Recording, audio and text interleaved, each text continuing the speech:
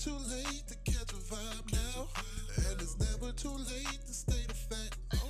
Said it's never too late to catch a ride now. And it's never too late to get on track. I'm talking never too late. The podcast. What's going on, everybody? Welcome to the Never Too Late podcast, the most lucrative podcast where insight meets real talk. What's going on, everybody? This is the first episode. We up in here with it. What's going on? What do you do, baby? Let's get it, fellas. Yes, sir. Yes, sir. Let's go ahead, man. So I'm going to go ahead and kick it off. My name is Nicholas Crosby. I'm coming from Stone Mountain, Georgia. Went to Kennesaw State University. As you can see out of the group, man, I take my role very seriously and to heart, man. I am the light-skinned person of this group. You know what I'm saying? Hey, y'all see me, right? Cool. That's what I'm talking about. So we're going to go ahead and just pass it off, man. What up? What's going on, y'all? It's your boy, Cam HK from the East Side, man. I'm the video tech guy of the group. Hey, it's your boy Jack, man, from Atlanta, by way of Sierra Leone, West Africa. And I'm the dark skin of the group, man. Since my boy want to be extra, I'm the dark skin of the group. Polar opposites, but we both winning. Keep it 100. That's what I'm talking Big about. facts. What's good, y'all? It's your boy Jordan _ made to be greater. I'm the Bulldog out of East Atlanta. What's good? Yes, sir. What's going on with y'all boys, man? It's Marcus _ trademark. I'm one of the ballers out of the group. I'm also one of the engineers out of the group as well. So let's get it, man. Let's have a good show. Y'all know who I'm, man. I'm man. Hey, bro, y'all know who it is. It's that boy, Kwame's Graceness, as y'all can see on the name. You know, I'm the greatest grace since. God dang. I'm actually the oldest out of all the brew here, man. The brothers, man, we done known each other since we was 8 years old. I don't act like I'm the oldest, though, so don't expect that from me. Yes, sir. Let's get into Well, I it. ain't growed up yet, bro. Load up, though. Do you hear me? Little facial. Yeah, Coming in, boy. you hear me? Good, man. Absolutely. Hey, but I just want to shout out one more thing, too, that I did not say. I love you, baby. I'm married. Let him know. Talk to him. Hey, I feel you. Let him know. Oh, I got to. I gotta shout out the missus, man. I gotta shout her out one good time. All right, Man. well, since we doing that, No problems. I love you, God. Let him know. Y'all funny, bro. But we're going to go ahead and get into our news rundown. We got a really good first show for you guys, okay? Jordan, Mr. Made to be Greater. Grace us with some news, my brother. What's good? How y'all doing? Quick news rundown for you all today. So first, we got the U.S. is set to borrow a record $3 trillion in the second quarter of the year to revive the funds put towards massive efforts in this COVID pandemic. And so a lot of people are wondering, how we finna get $3 trillion? We already in debt. Who is it going towards, the people or the businesses? So that's a big topic of discussion coming up later on. And then next up, we have some scientific news coming up, which will be talking about this new thing called the murder hornet. You might have heard of it. I know I have not. But pretty much there's a giant, Asian hornet that has invaded the U.S. and came out of nowhere, and nobody knows where it came from. And pretty much it's killing our crops because it kills the bees. And if you know that the bees are heavy pollinators, that's pretty much going to deplete our food source in due time. Next up, we have a young woman by the name of Evan Swain. She actually graduated from high school and college at the same time at 17 years old. She graduated from Shiloh High School and got her associates from Georgia Perimeter. Shout out to her. Quick shout out for Black excellence. And lastly, to bring the light to the situation going on with the pandemic, there is actually a commencement ceremony held by the Obama family. And that will be on May 16th at 8 p.m. on various TV networks. There will be guest appearances by celebrities and musical performances as well. So make sure you tune in for that. It's going to be a good celebration, and we're going to celebrate all the graduates coming up. All right, Nick, back to you. We're going to go ahead and jump into our first segment of the day. What's brewing? What's brewing? What's brewing? I got some music news for you guys, man. So we're just going to go ahead and just touch on each one of these topics. My first one. So on Cinco de Mayo this week, man, how cool was that? How it ended up on Taco Tuesday too, right? Shout out to Cinco de Mayo. Right. Cinco de Draco. Yes, sir. Here. Chris Brown and our boy Young Thug released a mixtape on Cinco de Mayo, Chris Brown's birthday, Slime and B. I need to hear some reactions. Let's hear a review. Were you guys feeling it, or throw that thing in the trash? What's going on, man? Tell me a little bit about Slime and B. That Say jump you love hard, it. bro. Hey, say it twice. Hey, them I'm boys so, is crazy. but I'm happy we talk about this in the group message already because like I get to hear y'all raw thoughts on it. And like whoever don't think it's fine, I'm sliding on them. That's off rip. That's a wrap. We pulling up at this moment after we finish recording, bro. Hey, We he done pulling recording. We gotta up. pull up. Nah, That whole it take right hard, though. man. It From bang. the intro to the outro, everything is amazing. Bro, that go crazy, man. Uh, That I like that little island vibe they try to throw in there on that. I ain't trying, bro. yeah, that boy Yeah, came in that there with the little salsa on them. with the ting, that's the Come ting on right now. there. He was going crazy.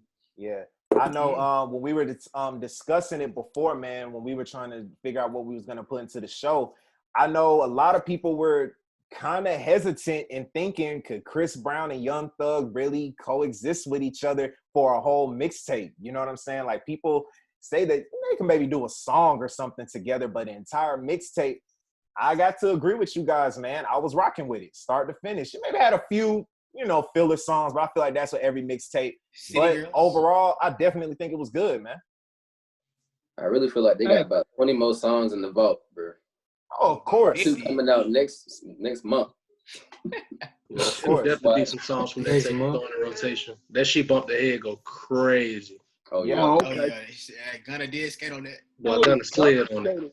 He skated twice on that guy. Yeah, that big Damn. slimes too. The big Yeah, Big slide. That's it right, bro. that boy Yeah. was dummy. I ain't gonna cap though. Big Slimes wasn't in my. I don't think it was in my top 5 though. I don't know. That's just me. Maybe not. Yeah. Like that one in City Girls kind of it fell by the wayside. I mean I wasn't really. I can skip over those. You weren't really rocking with the City Girl track? I don't know about the City Girls track, bro. That joint was smooth, bro. Hey, Yeah, it was smooth. It was smooth. I don't know, Mark. That joint was pretty good, man. But nah, I might have to go listen to it again, but yeah, but nah, Was I it the love City how it Girls that did started. it? I don't know. Nah. I just Nah. It just called City Girls. So I mean, hey, it was cool though. But I like the way that the entire mixtape started. From the first beat drop on that "Say You Love Me," I was like, "Oh yeah, they about to come with some." I told heat. you, bro. As soon as that beat dropped on the first song, I said, "Oh yeah, they about to come a little hard on here, man." That's right. I wasn't expecting it, but they pulled it off, man. Yeah, It's crazy. Who y'all think got MVP on that tape? Ooh. MVP Wanna. of this tape. One. Can you really say one of those with 2 feature spots? Hey, okay, there was 2 hard features, no cap. One of those on anything, bro. You done got Kim started though. I'm gonna say, I know I love Warner, man. My boy be sliding, no cap. You heard the boy before we got on. What was in the background? My bad. I ain't know we went on here. But nah, man, MVP. I'm just go ahead and pop it off right now. I'm giving it to Breezy, and I'm a Thug fan, Thug the GOAT. But like, Thug had a song without Breezy. I think Duke was on it, something like that. I don't know. It was some real, ride with Thug, some YSL, and that song rolled. But like them last 2 tracks, bro, Breezy was like in a bag. I was like, hey, buddy. Seriously. I feel that I give it to Breezy too, because I feel like the mixtape was more so tailored to his sound. I feel like it was more of a Chris Breezy sounding kind of mixtape, so he was able to go crazy on that. But Thug did his thing, like he can't take away from Thug and them boys from Slime. I was gonna say, bro. Yeah. Thug can adapt. That's the thing, bro. That's all I'm like. Yeah. He can And that's adapt. what he did. He showed his versatility on this mud though. That's why I'm proud of my boy. Yeah. Yeah, he definitely did his thing, man. I'd have to echo y'all, man. I would give it to Chris Brown. Like I told y'all, Chris Brown can rap, bruh. A lot of people don't really understand. Like Chris Brown, he can sing his butt off, man, but that dude really know how to snap on the track too. So I thought it was, like I said, I thought it was a good project. I definitely would recommend it.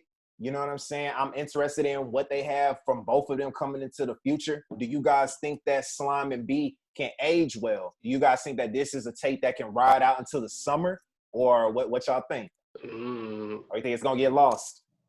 I mean, the summer, this summer gonna be different. It's not gonna be the same. Like you have a tape of the summer and folks jamming to it everywhere. We not going nowhere, so it's different. I feel like, to be honest, a lot of music is dropping right now, and we really not gonna be able to enjoy it until folks is really able to get around each other like at a later date. So keep that in mind though. Everything that's coming out, think about like what would really hit if we could really have a real summer. And bring that back out when we actually like able to leave the house again. So Jack want to make sure that Slime and B can bump in the club, man. Make sure that's all what Jack's saying. Make sure it's good. Make sure it's playing at brunch. Yeah. Hey, Corona low key is taking away replay value because like music just dropping and we not knowing how stuff gonna sound outside of like the crib and stuff like that. So that's true. Kind of hard. Because, I mean, all you really have is just your headphone test. And if you in the car, you got your car test. But a lot of songs, they hit differently, man. Like I said, you got a little mimosa or something like that, man. And it's the experience, too. You hear that song, come on, it might be a song that you slept on the tape. But you go over chill with somebody or you at a party or something, they play and it's just riding. And it just changed your whole perception. That's true. So we missing out on all that right now. I definitely agree with that.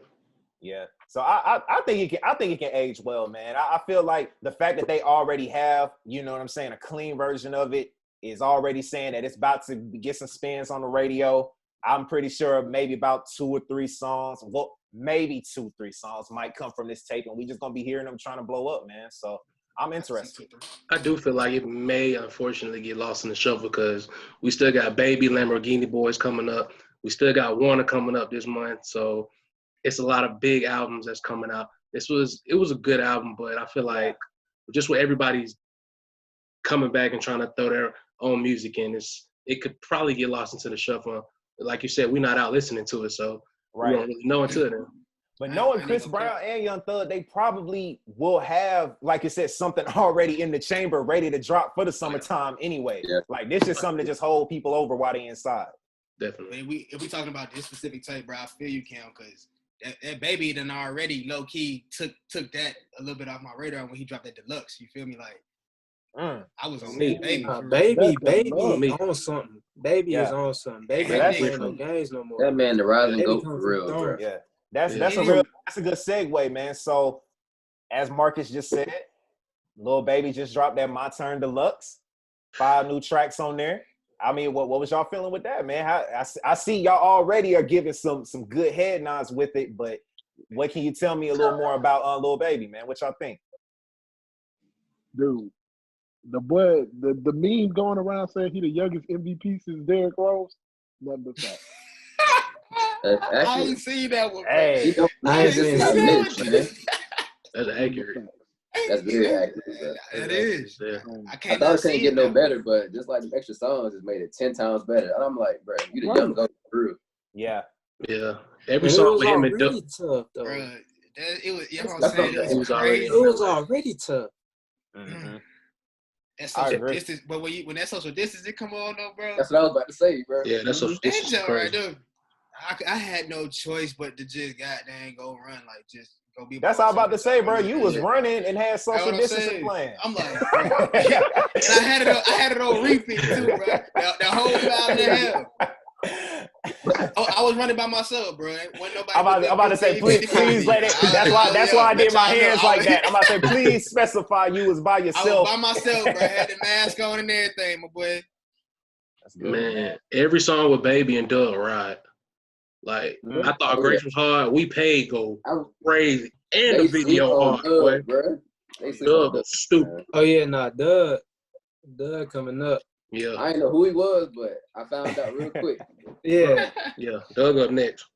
The deluxe make it feel like My Turn wasn't even like the complete album, bro. I felt like I heard something completely different. I was like, bro, I heard these songs.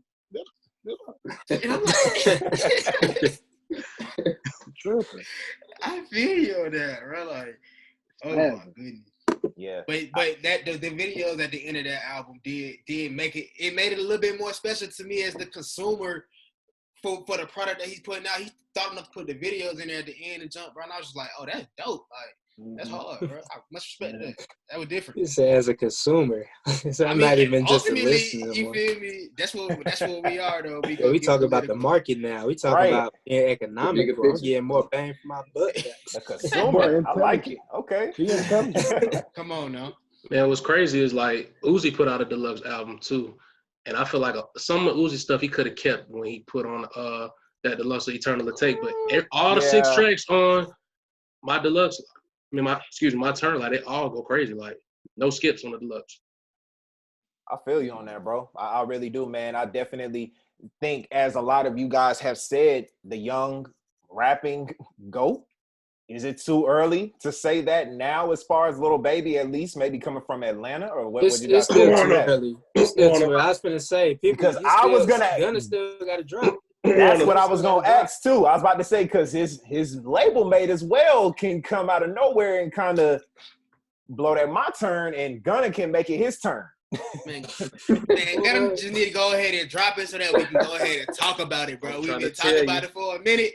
We've been trying to get it out, but Gunna holding on to the music like, nah, y'all boys, wait, come on, bro. Let us hear something, dog. So, Nah, he heard that deluxe and was like, hold on now. I need to get back in the lab. Hey, sometimes it takes that competition, that rivalry, somebody to be like, okay, I got to step my game up. Yeah, It may have been that. That's good, man. Absolutely. So cool, man. I'm gonna go ahead and segue into one of our last topics in what's brewing. So last month, guys, I brought this up to us, man. You know, we talk outside the group all the time, outside of this all the time. And I saw an interview with Tory Lanez, and Tory Lanez said something that was kind of interesting, kind of makes sense, especially with the music nowadays. And I wanted to get you guys' opinion on it. And the quote that he said was that nowadays melody is more important than lyrics. I know a lot of us listen to music in this group. We actually have, some people who have dibbled and dabbled in some music of their own. You know what I'm saying? So how do you guys feel about that? Do you guys think that melody is more important than lyrics nowadays? Did he have any context with that? Did he say like why he thought that? Because I'm trying to figure out. So he felt as if like, when you have a good melody, you're trying to capture, your melody literally is the thing that's kind of trying to capture somebody to make you continue to listen to the song. Whether that melody really is honestly you saying something really of substance, or it's just something that, you're going to remember this melody when this song cuts off, that's going to make you come back to it. I think he's right, because as far as melody goes, that's going to be like your hook, your chorus or whatever. And that's what people really remember the most. Like when you out partying in the club or whatever with your friends at the kickback, they're going to be singing that hook more so than the actual verses. So definitely melody alongside the beat too. If you got a good beat with a good catchy chorus, that's a song right there, honestly. Nobody going to pay attention to your lyrics and be like, oh, he said A, B, C, D, E, F, G, elemental P, and it rhymed. It sound hard. Nobody going to say all that. It's going to be like, oh, the chorus was flowing. So 21. That was a bar, though. Those definitely bars. I say, yeah, that was a little bar right there, Jordan. Engineer, I need you. What a beat at? Kind of got the people waiting to see what you're going to drop, Jay here. Oh, hey, stay tuned. But In my opinion, I wouldn't say that melody is more important, but I think it's kind of a requirement. Like you got to have a melody that's going to make people want to listen to it. If you got like substance in your lyrics, that's all well and good. But if nobody's going to listen to the song because the melody trash, then, it's like art that's not really going to be appreciated and it's not going to get out there.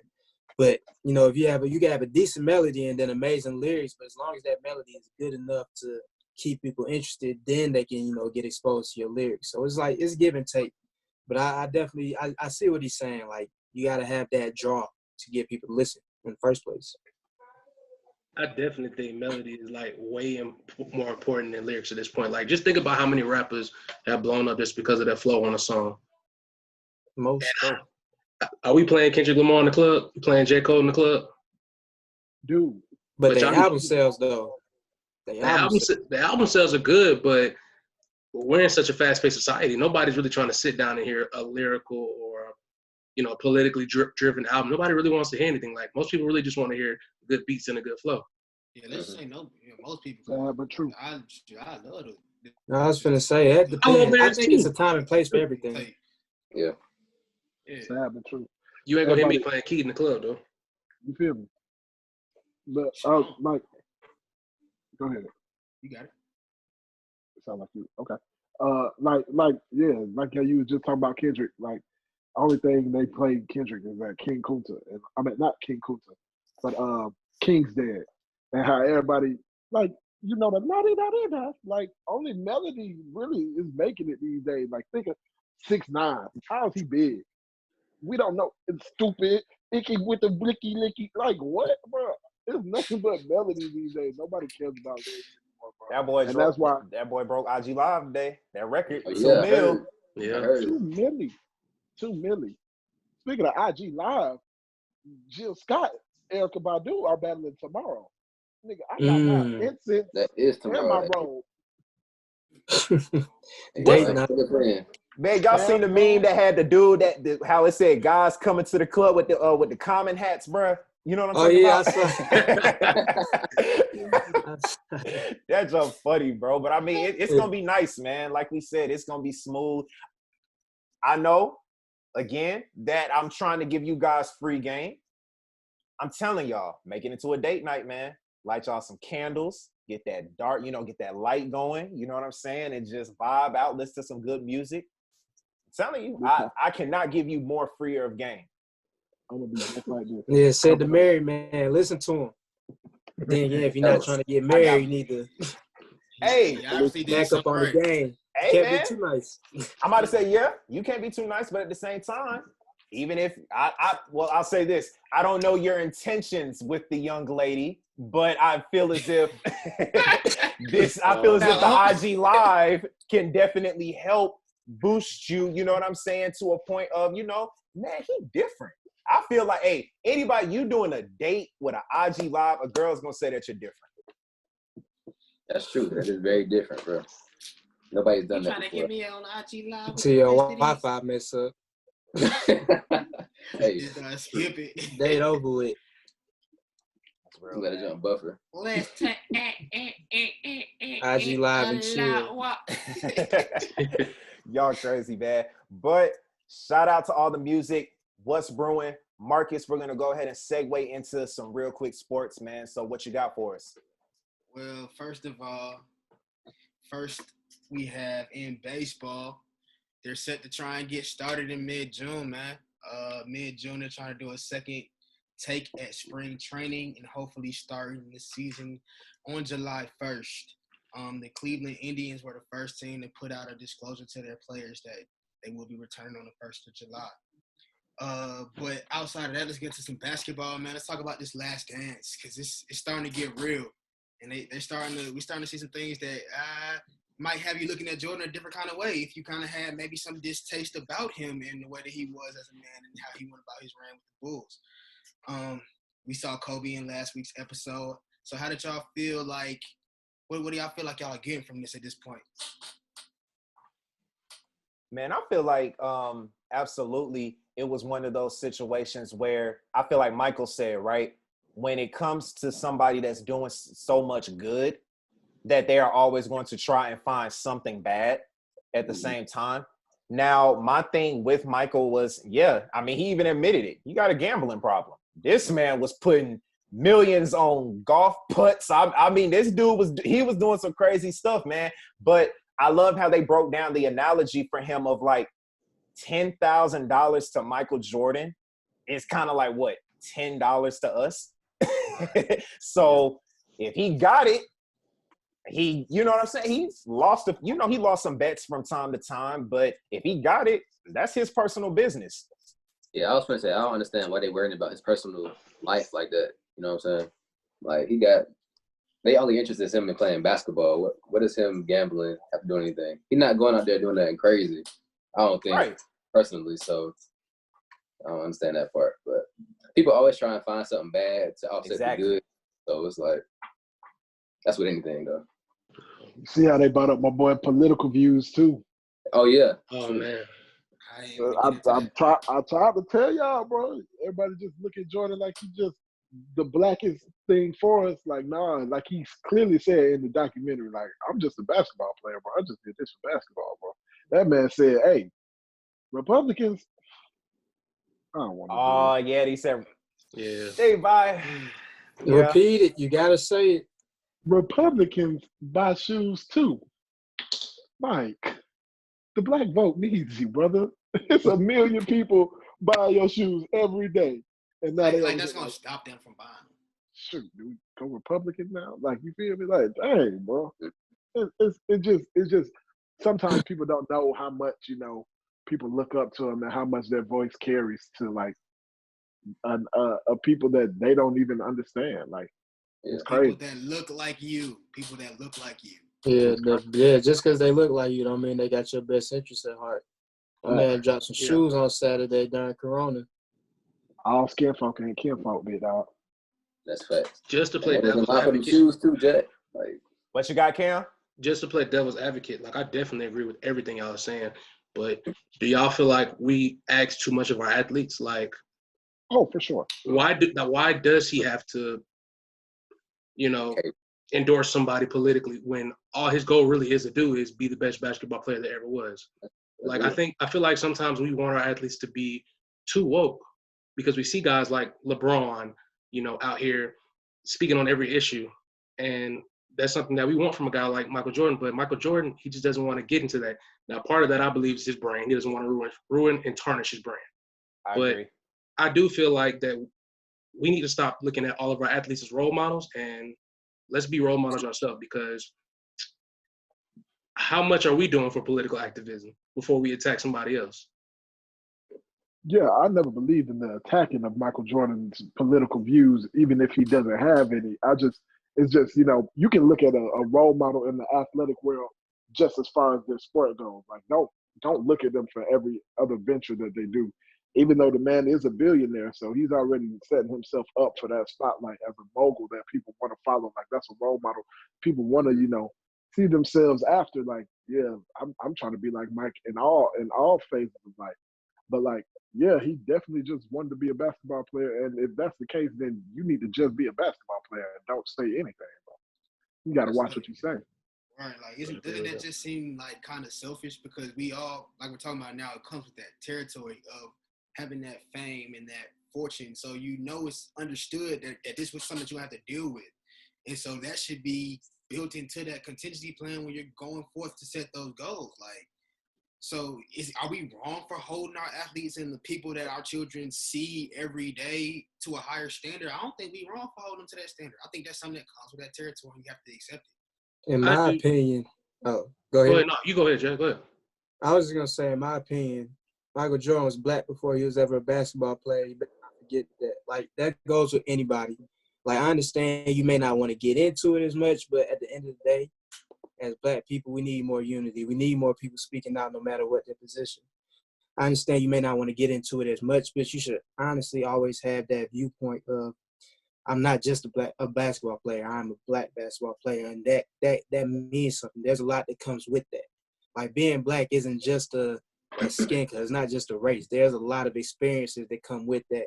There's a lot of responsibility you have on your people. A lot of people don't want to take on their responsibility, but honestly, I don't really care for excuses. Like, you black. You gotta have that mentality. That's what we gonna need. That's what we need. It's gonna tell us that. But that's a good point. I definitely do agree with that. They got that platform, man. Might as well use it, right? And just to add on to that, like Jack said, like, the people that look like you are the lives that you're influencing the most. You feel me? Mm-hmm. So just understand that, man. It's important. You're bigger than a basketball player. That's just it. But like, why do y'all think they don't want to take on that responsibility? Is it like a money thing or like endorsements, stuff like that? That's why you want to stay away from it. Like, what's the issue going on? Like, everybody can't be a LeBron, so like, why aren't people like him? I feel like it's two things. It's a money thing. You don't want to tarnish your brand for the white man, and there's an ignorance thing because every black man doesn't know everything that's going on in the nation. So they might openly endorse like somebody like Joe Biden or something like that, and like before you know it, they're like, "Oh shoot, this is what Joe Biden's doing to my people. Like, you'll know everything that they have to deal with. Like, they could be taking food out of black people's mouths this whole time, and this whole time you're just like, oh yeah, I'm a Bernie Sanders fan. It's ignorant. It's true. You don't always know. But one thing I can say is like, ooh, lost my train of thought. Ooh. All right, go ahead. I completely forgot what I was Hey, supposed to say. Completely forgot. I was gonna be woke too. Y'all should be like, damn, you making good points. Immediately. It happens, bro. It definitely happens. I was just joking.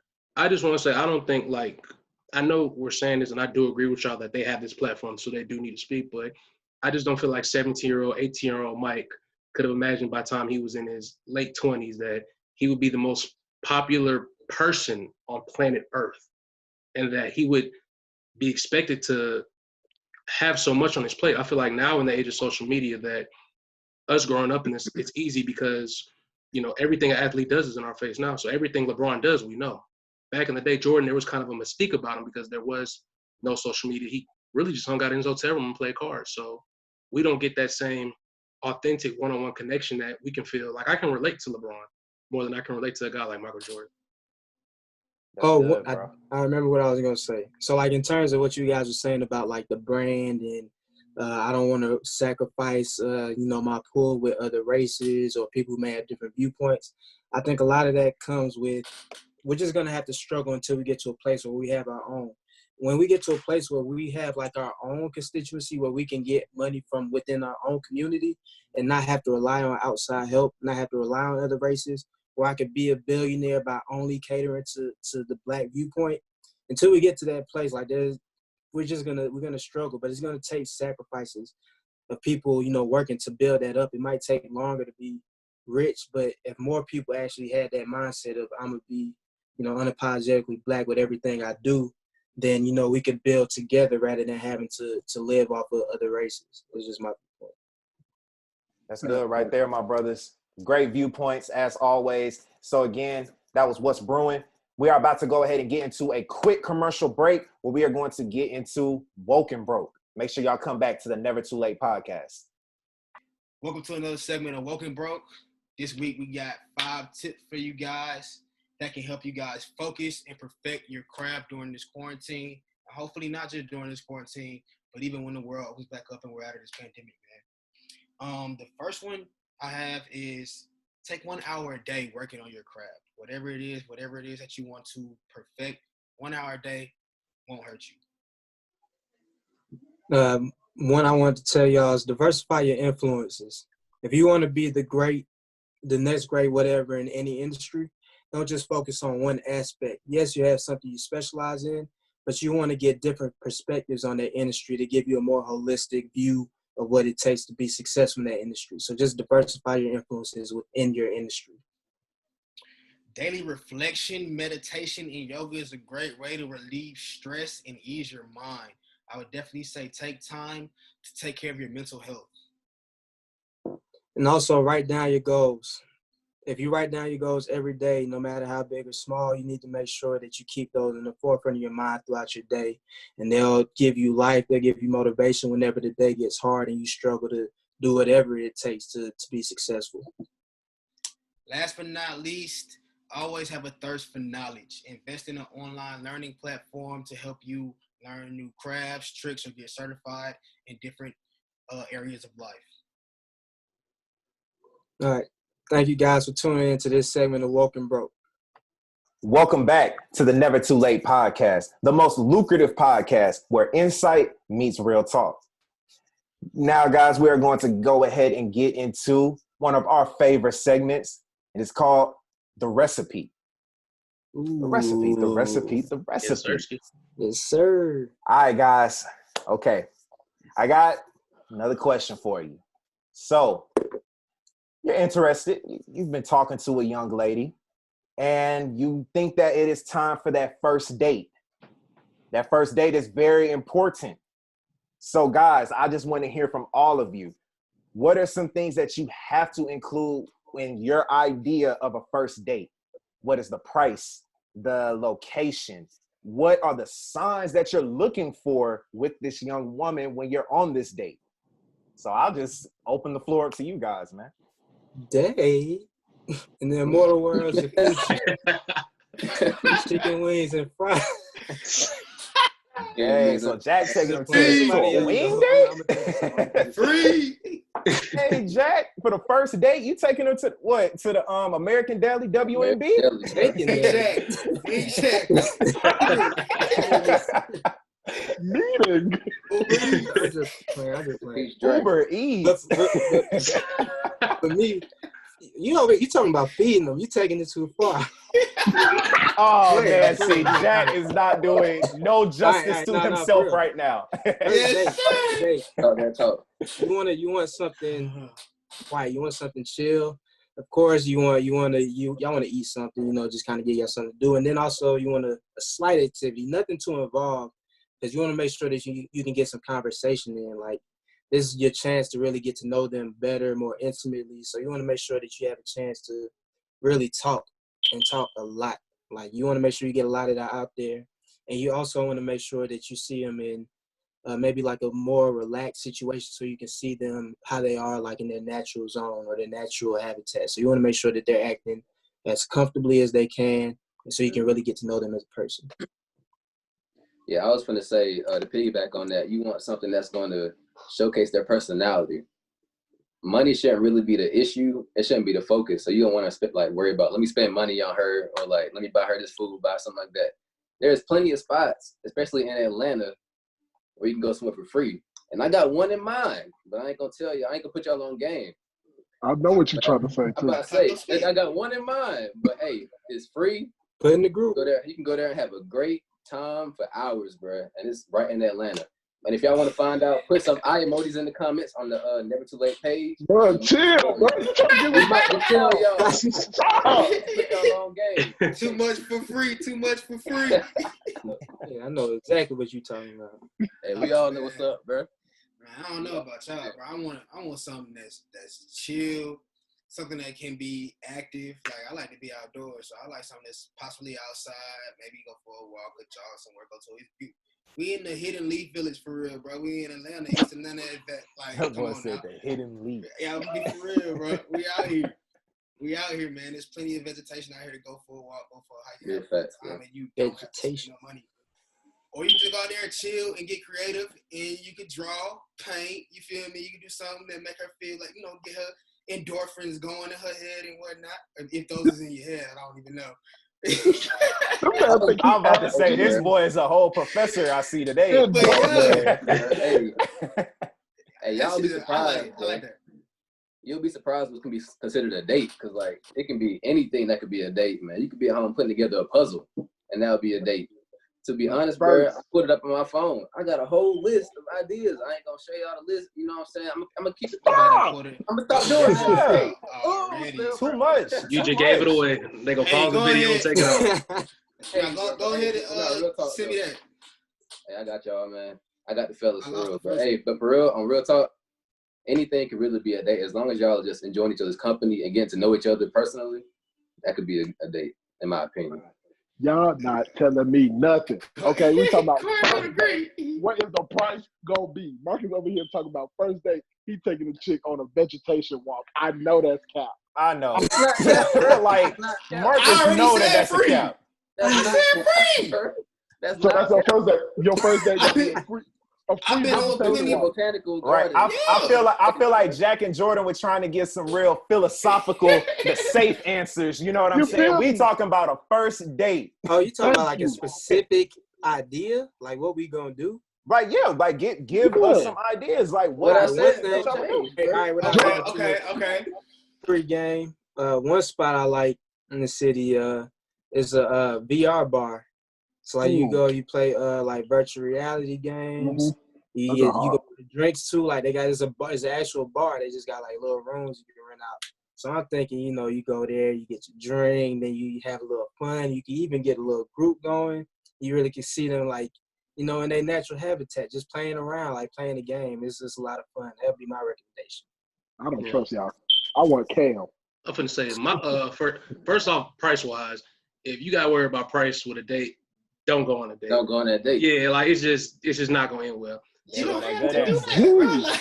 Like, But my go-to first date would be bowling.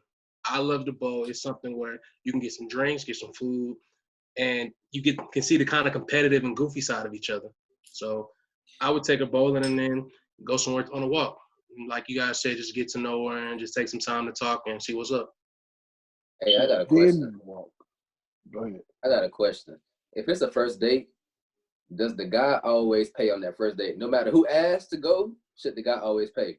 I think they no. should. Do y'all agree? I think the guy should always pay for that first date. Definitely. I Oh, think I so. think Do everybody y'all- should do go y'all to agree? the first date prepared to pay for themselves. It's Try to a get me free for careful. all. Every man for himself. That man said a This free ain't a fall. communist country. Nah, it's cool. Like, definitely out of respect. Like, me as man, I pick up the check, but I still feel like, yeah, you should come to the date prepared to pay for your own man. Oh yeah, always be ready though. No cap. I don't know. I feel like if she asked, like, if you weren't gonna ask her and she asked you, then I feel like y'all should each pay for your own way. Like, but if she asked you and you was already gonna ask her out, like, still pay, dog. Like, you like her. But like, if it's like he's like a girl you really don't, you on the fence about, and she asks you, then I mean, like, Wait. I don't know. But what if they hit off Y'all though? really serious? They hit about off it? and she comes free. I'm gonna I keep said, it a if band. y'all really serious about it, I feel like if y'all really start to get serious, a lot of girls nowadays, at least the ones I've talked to, like, we alternate. Usually I pay like the bigger meals or the bigger dinners or the more expensive dates, but sometimes like every now and then she'll pay, and I appreciate that. I'm gonna keep it a band, bro. I'm chivalrous by nature, so like the pride in me is automatically just gonna pull out my wallet. Exactly. But like if she definitely asks for the date, I'm going to the restroom when the bill come out. Shawty gonna have to catch me slipping. I promise you. Out the window. As soon as Hey, I'm gonna look. Nah, as when they soon as bring I the feel bill, like, just look at it. oh, no, bro. Hey, What's no. you gotta not be present, bro. That's the only way. Hey, Kwame, bro, if when you you there- come back from the bathroom, bro, you gotta be surprised. Like, hey, bro, where the check at? I was going to the Hey, you know, good and well, they gonna leave Right. it for you. Oh, it's right there in my Yeah, name. where the check at? I left it right here for you. You already got your name on it. Boy, y'all boys some menaces. When I come out the restroom, I be giving them my wallet.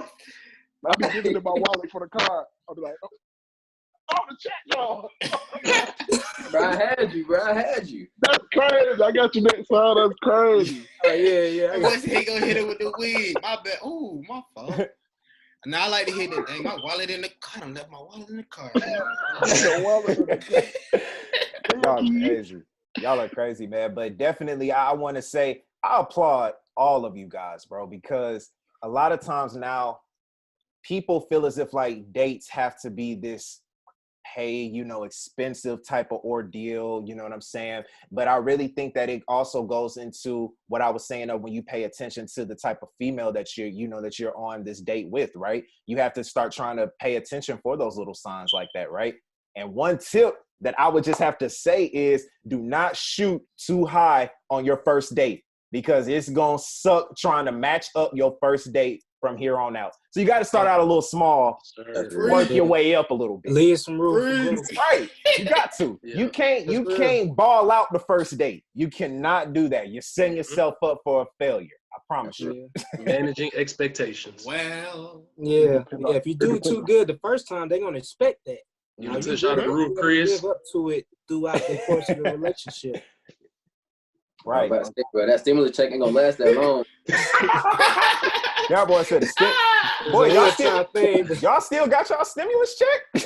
Exactly. Y'all got I applaud you if you still saving your stimulus check now. It's Yeah, that be in the bank, boy. I was gonna say I ain't touched this in. It just went to the other account. That's good too. look at my boy. Look at my boy.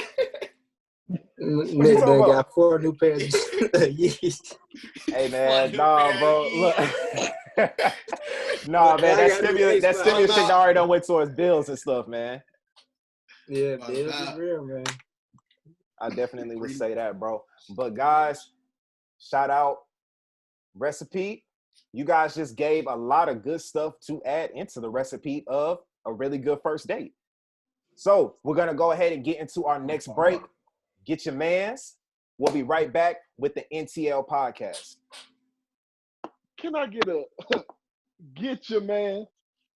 Get your man. Get your Get man. him. Get him. That is crazy. Listen. Okay, so we got brother, but not so much a brother, Brett Favre. Can I get a oh Lord? Oh Lord. That is a oh Lord, brother, Man, Brett Favre. Not so much a brother. Listen, so this is what Brett Favre done did now. Brett Lorenzo Favre, I know a lot of y'all don't know this. This is a white That's man. what the brother is. Lorenzo. That's what the brother is. There's not many white people with the middle name Lorenzo. Brett Lorenzo Favre, man. That man, he got paid over an accumulated time for $1 million worth of speeches in Mississippi, in the state of Mississippi. They paid him 1.1 million, well, over $1 million. I don't know if 1.1 is the exact number. Over $1 million just to give some speeches in Mississippi that he never gave. And they just now finding out, and I know the media is not going to highlight this right now because everything's Corona and how foolish Trump is these days. But Brett Favre, so far, the Hall of Famer, has given back $500,000. he plans on giving $600,000 back in installments, but right now he just y'all can hold that little $500,000. Is he hurting for money? He played for like 40 years in the NFL. How did he not have enough money to foot this bill? He got the money. I'm weak, boy. He definitely got the money. He never gave a speech. It's people in Mississippi waiting for this man's perfect spiral throw, and they still have no idea. They just paid him.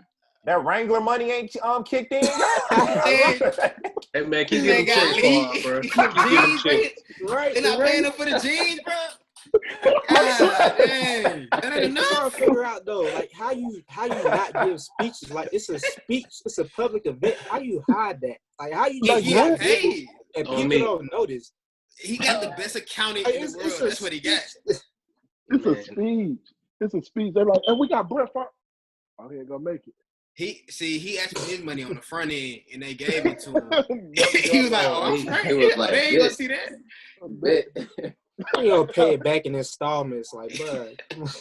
You are Brett Favre, my Like, boy. You have Wait. I So, was saying, bro, Hall of Fame. how long ago is this, bro? Like, bro, we don't have the amount of time for sure, bro, but we know it wasn't last week.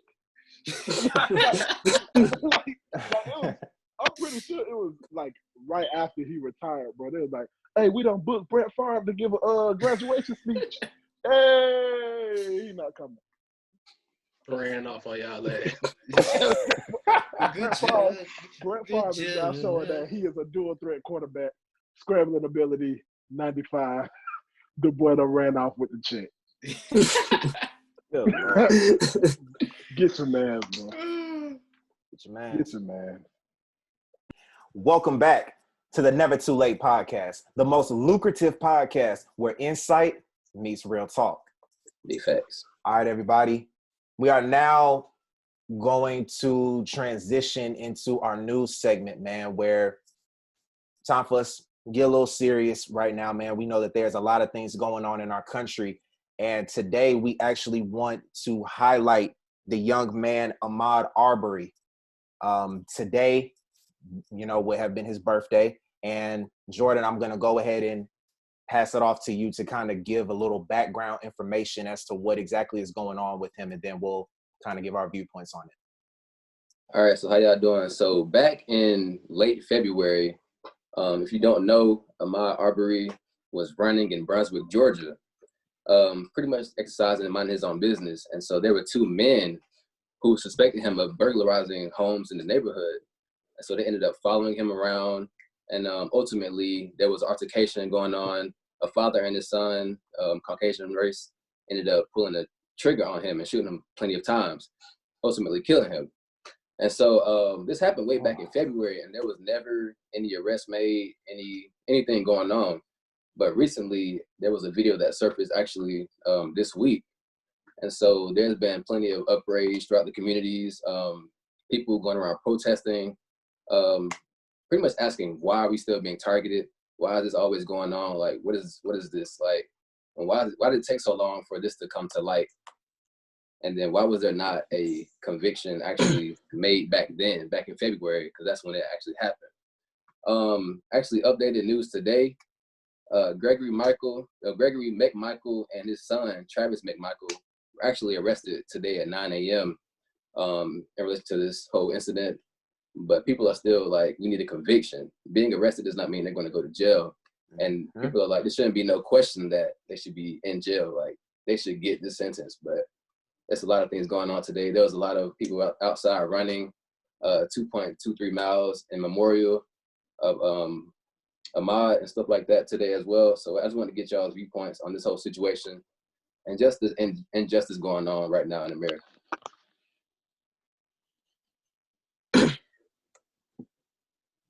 Yeah, that's real. I feel like a lot of us, we see news pieces like this a lot of times, and it's not really surprising, but at the end of the day, it's always a tragedy. It's like a modern day lynching. This man was doing nothing but jogging in his neighborhood. And one thing I want to say, like, this could happen to any of us. So don't ever think that as a Black man, no matter what your situation, no matter how much money you have or your socioeconomic situation, like, this could be any one of us. Like, I jog around my neighborhood. I'm sure some of you guys do. Like, we don't have to really be doing anything to be, assumed guilty and then gunned down and hunted like animals. So this is just one thing it seems to be persistent, and it's going to take a while to change. And the bad thing about it is, like, we don't get any convictions, we don't get any justice until we go viral. It's sort of like we have to crowdsource justice. We have to reach out to the community and make a big noise just for the justice system to do what they're supposed to do already. So it's really disheartening, it's really saddening, and it just shows we have a lot more progress to make. 3 months, man. 3 months since the murder of this man. Like, this man is our age, bro. He's literally us. Literally us, man. And just the fact that, like Jack said, that it has to be broadcast on everybody, like, stations, just so we can get justice is injustice. You feel me? Like, I don't like how the second LeBron James says something, down the nation's like, you know what? Maybe we should arrest these people. Like, what? Why we got to get a voice, like a predominant Black person voice for justice to just occur in a justice system that we all participate in? It just shows how corrupt, like, the government is these days, how much racial injustice and racial profiling that we have to deal with, man. And it's really sickening, man. I know he wasn't the only case. I know he hasn't been the only case. This has been going on for forever in our lifetime, bro. And like, it won't stop. Like, and it just makes my blood boil every time, man. RIP Ahmaud, man. I send my highest condolences to his family and everything, bro. But I just preach that everybody just keep careful, man. I pray that one day we can just get it right. Just get it right. That's really all you can do is pray. Like you said, I just want to send condolences to Ahmaud, his family, and all the families that tragically have to, at the end of the day, come home to another slain brother for doing nothing but living life and being a human being of a different complexion. It's sickening. It's disgusting. It's extremely frustrating, and it's just, that's all you can really say about it. All you can do is, I like how we as a society was able to band together for Ahmaud and go be active and run 2 miles and channel that energy and that frustration into something positive for yourself and for that cause, and that's beautiful. But it's just, it's not more that, like, we have to do something. Something has to be done. This can't just keep happening, bro. Like, every time we look up, you walk out the door, another brother getting shot in the back because of a target. Like, disgusting. And I heard you. I might have said it too. I said all I can do is pray, but that's not all I can do.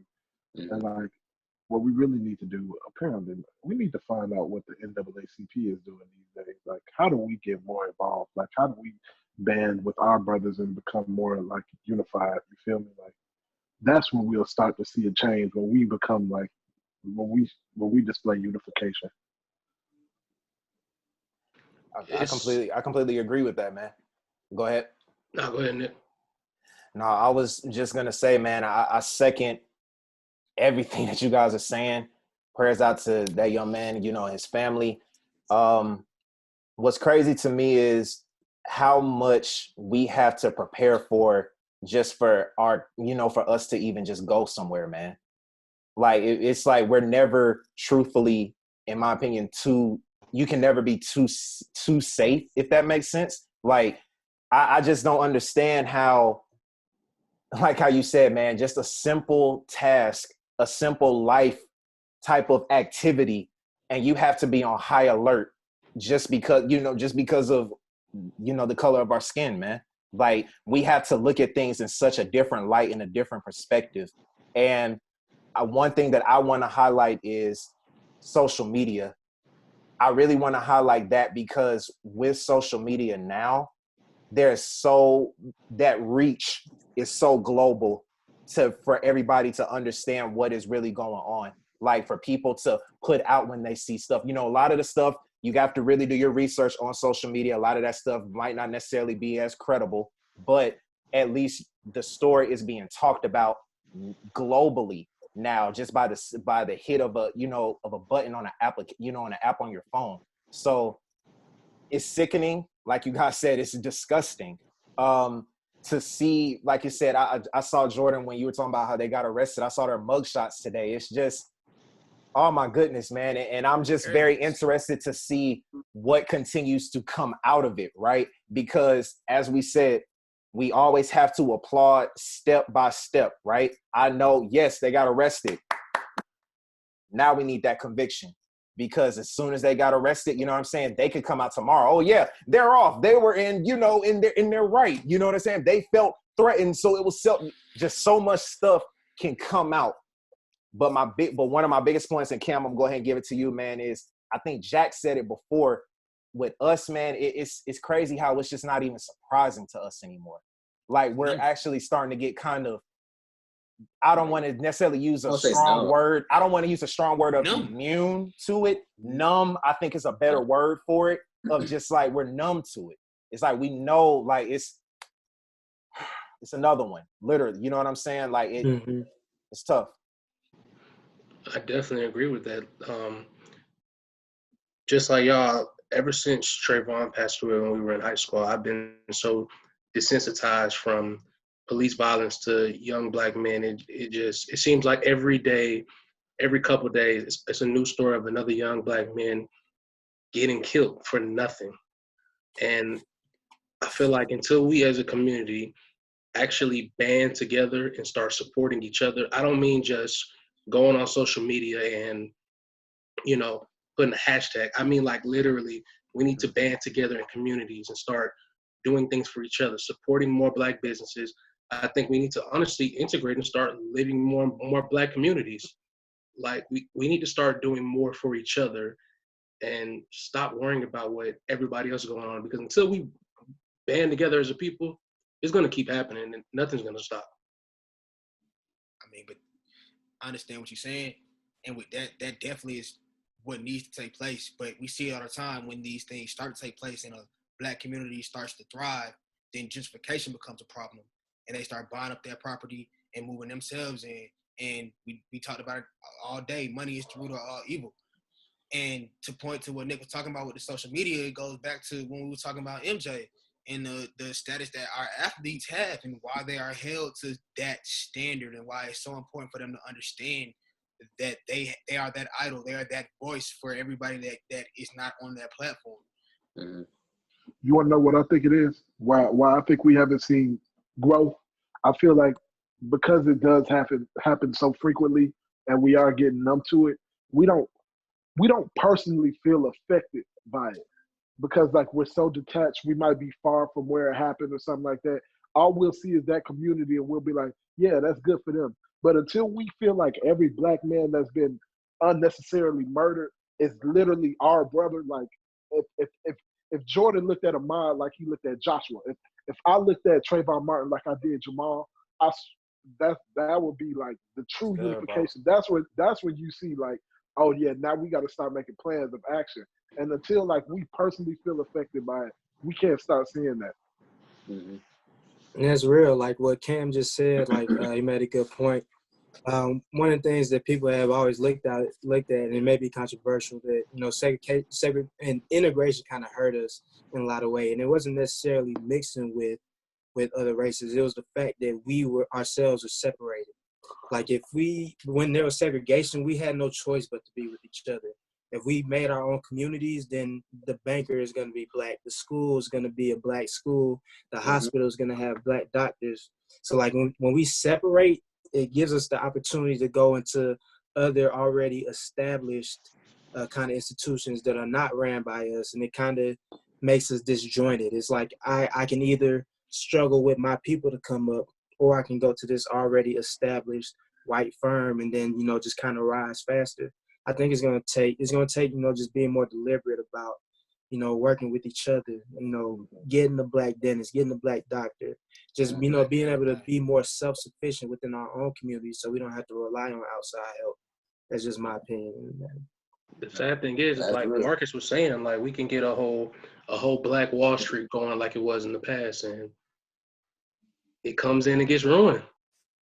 So like, what can we actually do to make change?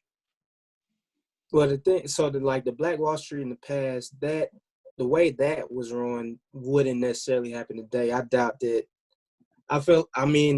I'm not surprised by anything they do, but I don't think they'll just go in and like destroy the city like they will before. They'll try more underhanded, more covert ways nowadays. So we need to be very mindful of those covert ways and those kind of back-ended ways that they get back at us. Like, slavery never ended. It just took on a new form of mass incarceration. If we kind of just be more mindful of these ways that they still kind of do the old things, but in a new form, while also, maintaining a cohesiveness as a community, I think that'll go a long way to, one, building ourselves up and also keeping out those dangers. But it's going to take a lot of unification, a lot of people to be unselfish.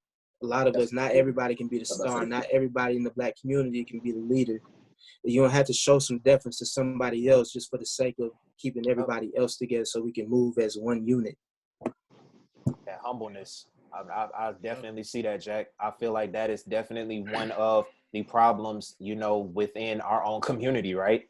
Like how you said, it's just that in some ways, we shouldn't be the ones tearing each other down as well, if that makes sense. Vote for Jack for president. 10 years. 2020 president candidate. But nah, for real, bro. Like everything that everybody been saying is real facts. But it's also like we had this conversation before. Like everybody's not bad, right? Like everybody doesn't think like that. Everybody doesn't have that evil spirit that we're seeing being displayed. So there are Caucasian, like we have Caucasian friends and Caucasian individuals, but it's gonna take for us to be able to have these same conversations with them, with our different friends, and see what are they thinking or what are they talking about at their table. Like I know you have a good spirit. I know what are y'all thinking? What are y'all saying in y'all communities to help validate how y'all are feeling when it comes to us? Keep it a band though. I also want to say, we can talk to them ourselves all we want to, but what are they actually portraying within their own community? What are they doing with each other? Like piggybacking off of you, like what are they doing? Are they gonna stand up for us in that same situation? They won't. That's what I'm saying. So like they don't. We can't say that. We can't say they won't because they fought. We've seen them in the civil rights. Some will, but the overwhelming. I'm about to say, I agree with Kwame. It's not all. It's not all. It's not all. It's clearly a great amount, but like we still got support too. Like it was white people housing us during like Harriet Tubman knew some white folks like my nigga. Like you feel me? Like it's not all of them. It's not all of them, but like, no, I definitely get that. There are definitely we do have, but it's definitely.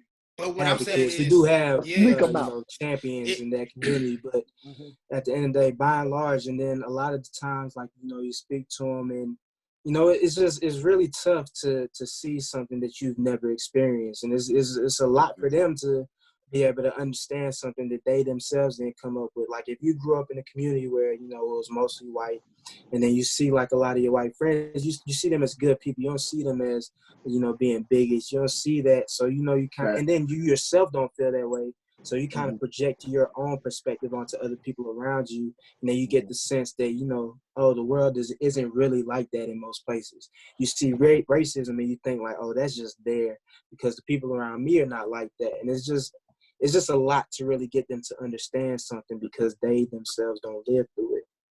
Yeah, it's a lot of tunnel vision going on, definitely. What I'm saying is like, Yeah.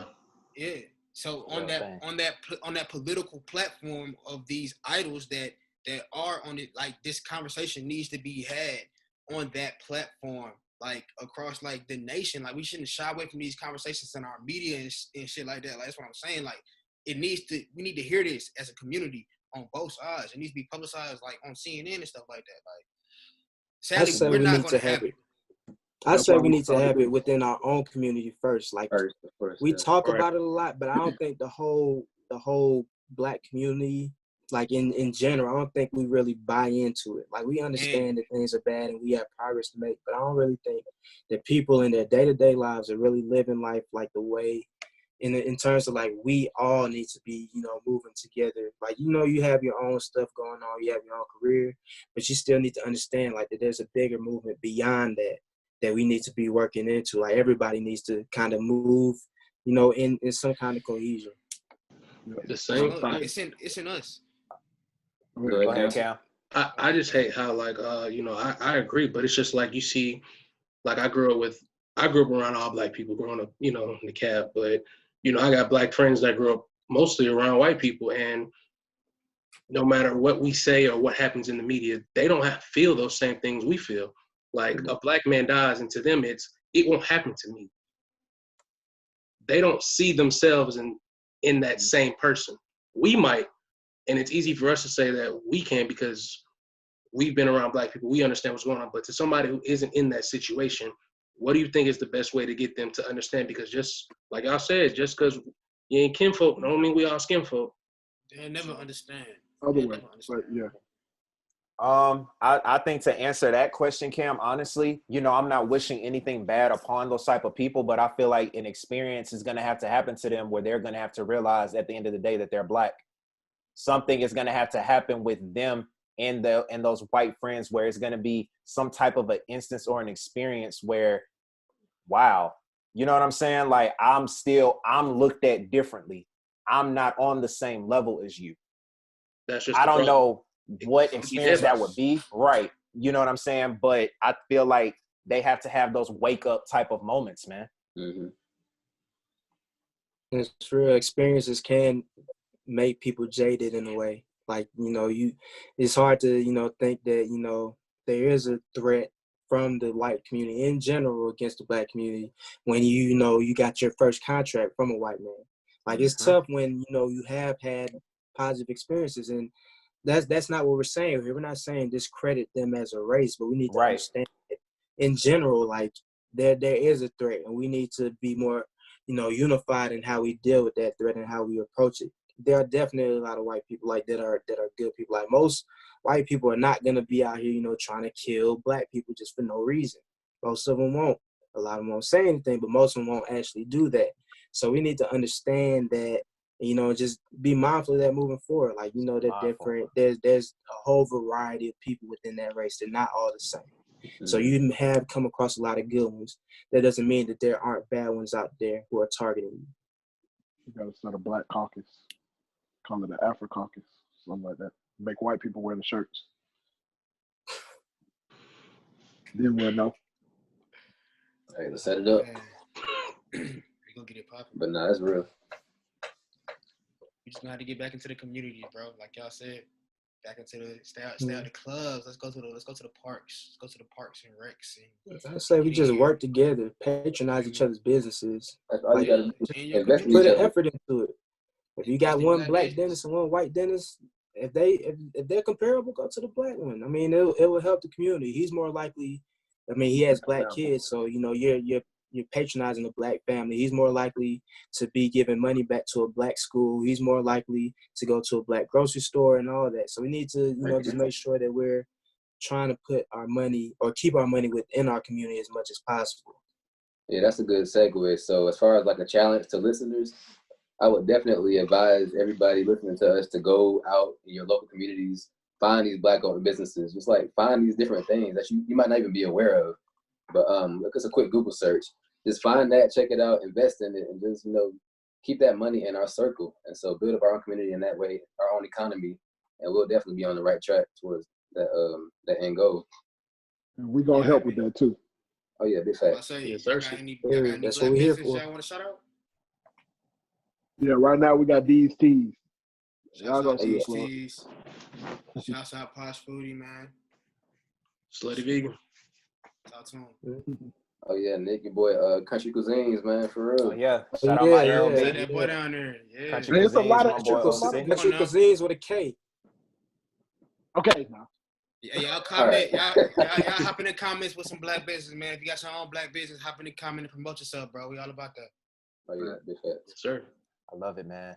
So, guys, I really feel as if it's an appropriate segue, and we're about to go ahead and pass it off to Jack to go ahead and end our show with some good word, man. So, Mr. Jack, what do you have for us today?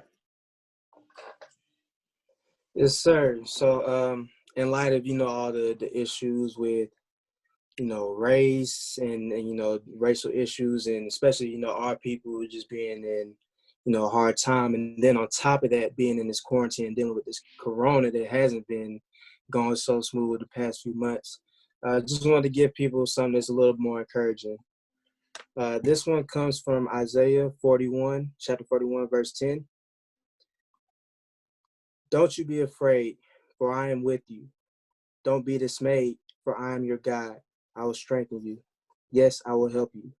Yes, I will uphold you with the right hand of my righteousness. And that's just something you need to keep in mind. I know things are going, less than ideal right now, but just know that you always have that support from the man up above. So just stay strong. You'll be good. Thank you, Jesus. Amen. Yes, sir. Amen. Yes, Amen. sir. Well, fellas, I just want to go ahead and give a round of applause one time, man, because this first episode is finished. Yes, sir. Yes, sir. Man, how y'all feeling? Everybody doing good? Everybody, y'all. I know we good. had to get a little real just now, but everybody Yeah. good?